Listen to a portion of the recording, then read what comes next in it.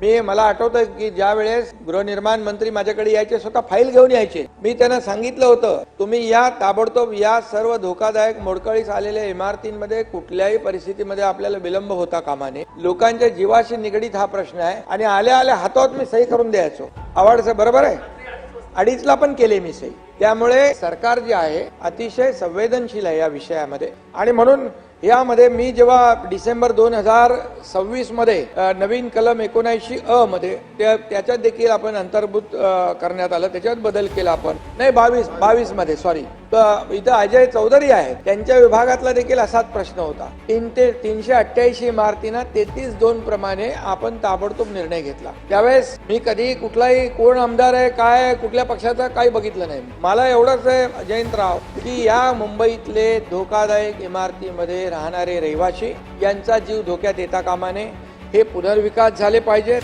आणि म्हणून यासाठी जवळपास कलम 79 प्रमाणे 854 लोकांना नोटिसा बजावल्या. त्यापैकी 596 लोकांच्या प्रकरणाची संख्या जी आहे त्याला आपण सुनावणी घेतली, त्याला आदेश दिले.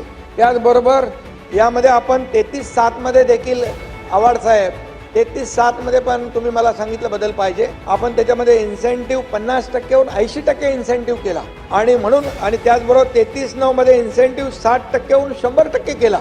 त्याचबरोबर 33(7) व 33(9) मध्ये क्लबिंग आपण करण्याचा निर्णय घेतला. बरोबर आहे, त्यावेळेस देखील आपण त्यांना मान्यता दिली.